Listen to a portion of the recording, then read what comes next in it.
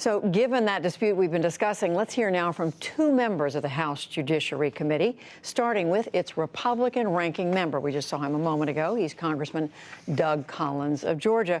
Welcome to the NewsHour.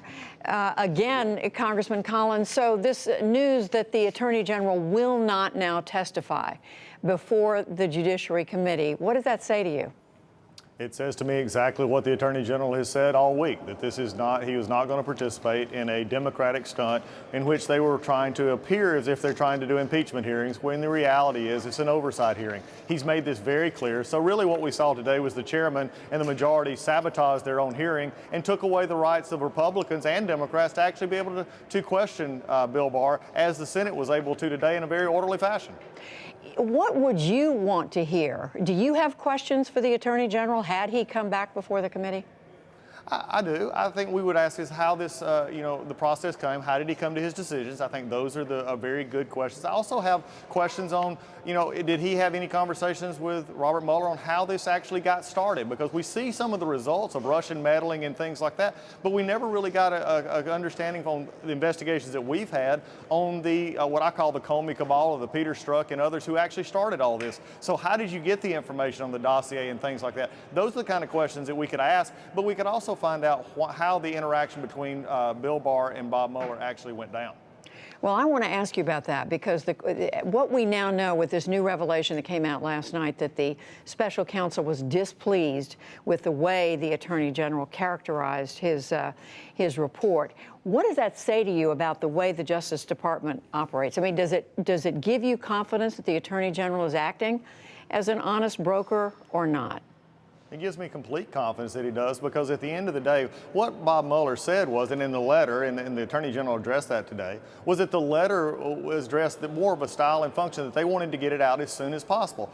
Bill Barr, the Attorney General, said we wanted to do the same, but they was given to him in a form in which he could not do that right away. So he said, here's the conclusions. What's interesting and is often underreported, Judy, is that the conclusions were never questioned by Bob Mueller. They never disagreed with what the Attorney General said about his conclusions. His was more form and substance to make sure that the report got out, which, by the way, Bill Barr did get out. He got it out in a very unredacted form as much as possible, and then made a copy to House and Senate leadership in the judiciary and the Gang of Eight on both sides, of which there's only two of us who've actually read that. If my chairman on the Judiciary Committee actually was concerned about what was in that less redacted report, he would actually go read it instead of just demanding. He could actually go read it and then ask for more, but simply by saying that you are not going to see what the Attorney General will give you shows that this is a politicization and simply down a path of appeasing certain members in his own committee.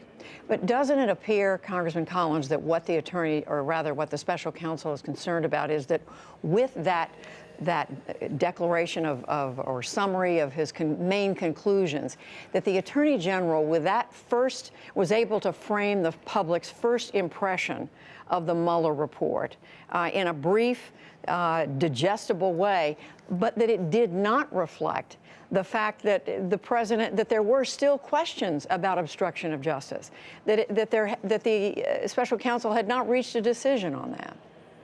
Well, he made that clear, Judy. He said that they had not come to a discussion on obstruction and that it didn't exonerate him, and actually added that in there. And there's a lot of controversy about that line in the original letter, but he also made it very clear there was no collusion. The question I have here is what matters the most? And we have the report now. Bill Barr did not take the report and hide the report. He put the report out, but he also gave us the answers to the report. So the question I have is for Democrats and others who are upset about this is, are you more concerned about the outcome, or are you more concerned about things that contributed to the outcome? Well, they're both one and the same. The same report led to the conclusions that Bill Barr put out, and, by the way, that Bob Mueller put out. Let's never forget, these conclusions were Bob Mueller's in the beginning.